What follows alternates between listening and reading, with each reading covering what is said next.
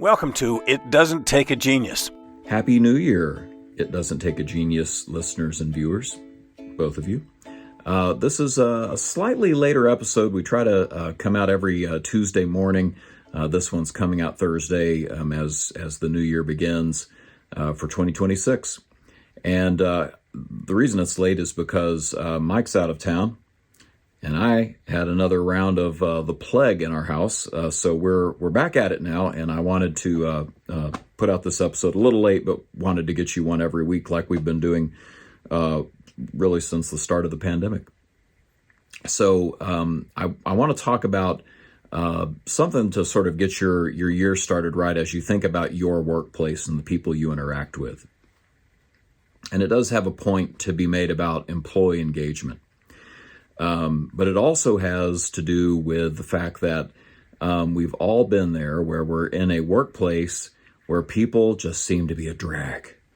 We have a mentor, Pamela Cole. Pamela talks about how there is physical labor, using your muscles and so on. There is mental labor, using your brain. And there's also emotional labor, where you have to manufacture to some degree a response and keep your emotions regulated as you deal with people. And we all have colleagues and occasionally clients where we are having to manufacture a lot of emotional reactions to people. We're having to keep our face together. We're having to stay on behalf of all these people we work with. And it can be a real drag, right? Emotional labor can be a real drag. So with that being said, I want to tell you and give you a little quote from P.G. Wodehouse. He wrote a novel called Smith and the City. That's Smith spelled P-S-M-I-T-H. Came out in 1910. It is hysterical, like everything else that P.G. Wodehouse did. And I'll read you the quote here in a minute, but let me give you the setup. P.G. Wodehouse, you may have heard of. He created the character Jeeves and the character Wooster, Jeeves and Wooster. Many of his novels feature them. Jeeves is the classic English butler, a complete straight man, very smart, and he's a straight man to all those zany, rich, aristocratic people around him that he serves, including Bertie Wooster, his gentleman. And the stories are hilarious. Jeeves has become sort of a shorthand for how you talk about a proper British butler. But he also, P.G. Wodehouse, also wrote Broadway hits with Jerome Kern. He's British and classically educated and planned to be a writer. But for financial reasons, he had to take a day job at a bank. And so think about, perhaps your workplace, the people that you have to interact with, the bosses that treat you like a cog in a machine, the coworkers that are just, weird or difficult and you have to deal with. It brings to my mind Office Space, right? The classic modern movie about the workplace. You see we're putting the cover sheets on all TPS reports now before they go out. Yeah, we're going to need you to come in on Saturday. The boss on Office Space being such a weirdo, so difficult. Milton, the character who is obsessive about his stapler. It's over the top, but it also hits close to home, which is why the movie has become such a cult classic. We all deal with difficult people in the workplace. And so how do you deal with that? Well, Wodehouse spent 2 years at the bank. And his novel, Smith and the City, that came out of that experience is hysterical. The main character in this one is Mike, and he is forced to work at a stuffy Victorian bank. Think like the bank in Mary Poppins, the kind of place that takes itself too seriously. And like Wodehouse, the writer, Mike does eventually escape the bank, but not before kind of falling in love with his workplace just a little bit. And you might think of the novel as a spiritual ancestor of Office Space, the Mike Judge film. But it in the sense that corporate job seems meaningless. The bosses are clueless. The coworkers are insane. But there's just something about getting to know people. So let me read you this quote. I just think it's hilarious and sweet. So let's see here. I've got it pulled up. I'm going to read it to you. From Smith and the City, published 1910 by P.G. Wodehouse. This is talking about the bank. The place was full of quaint characters. There was West, who had been requested to leave Haileybury owing to his habit of borrowing horses and attending meets in the neighborhood, the same being always out of bounds and necessitating a complete disregard of the rules respecting evening chapel and lockup. He was a small, dried-up youth with black hair plastered down on his head. He went about his duties in a costume which suggested the sportsman of the comic papers. There was also Hignett, who added to the meager salary allowed to him by the bank by singing comic songs at minor music halls. He confided to Mike his intention of leaving the bank as soon as he had made a name and taking seriously to the business. He told him that he had knocked them at the Bedford the week before, and in support of the statement showed him a cutting from the Era in which the writer said that, quote, other acceptable turns were the Bounding Zouaves, Steingruber's dogs, and Arthur Hignett. Mike wished him luck. And there was Raymond, who dabbled in journalism and was the author of Straight Talk to Housewives in Trifles under the pseudonym of Lady Gussie.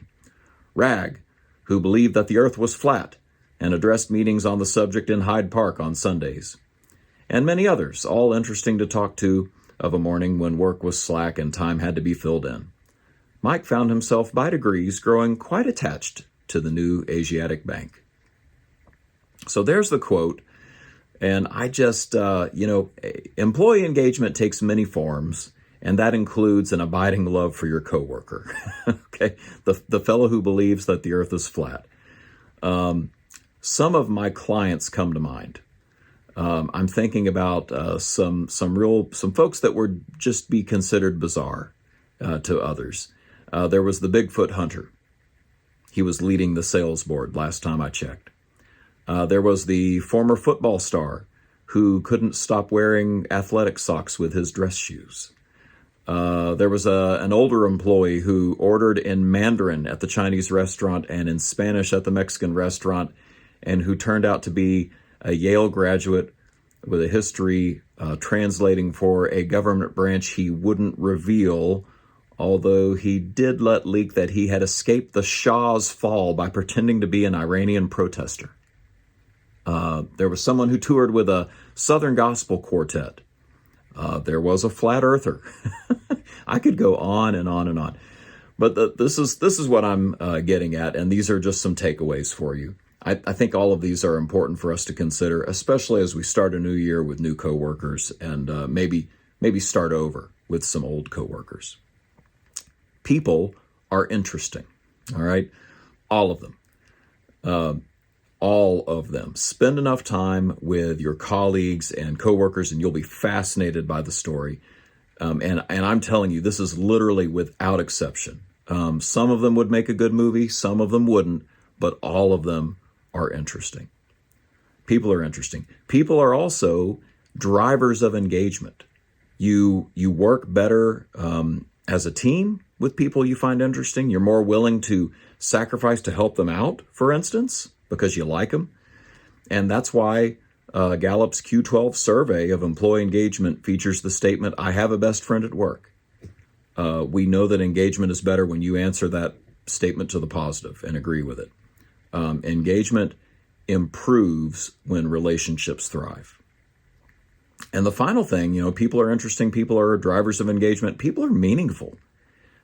This is important, really, because work can be a real grind if we don't find meaning in our efforts. And, another widget on the assembly line, or another customer to serve, or another day where you have to be on, all that emotional investment, that emotional labor we talked about, they are activities that drain energy. But if you can attach those activities to the impact they have on others, coworkers and customers, you have fuel to really sustain your efforts. So a final image to leave you with is Sisyphus, and we've talked about him before. This king doomed to spend eternity rolling a boulder up a hill only to see it roll down again. The myth has become shorthand for talking about work which is divorced from meaning, right? You're just doing a task because you have to do a task. It has no purpose. It makes no impact. Some organizations do seem to have a built-in, transcendent purpose. Think about a hospital, right? They're saving lives, right? Maybe maybe you work for a nonprofit or a ministry where you're saving souls, right? But every organization has some noble purpose. I really do believe that. And sometimes that noble purpose is serving customers. That's the thing. Serving others is a noble thing.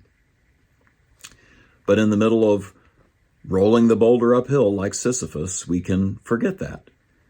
And so, as Woodhouse looks at those around him at the bank and has his character Mike do the same, he points a way forward in humanizing those coworkers, right? I don't like rolling this boulder up the hill, but I'll sure help out my coworker Smith who thinks that the earth is flat, right? I wonder what happened at last night's flat earth meeting. So here's the takeaway. I leave you with 3 questions. What are you doing to better know your coworkers?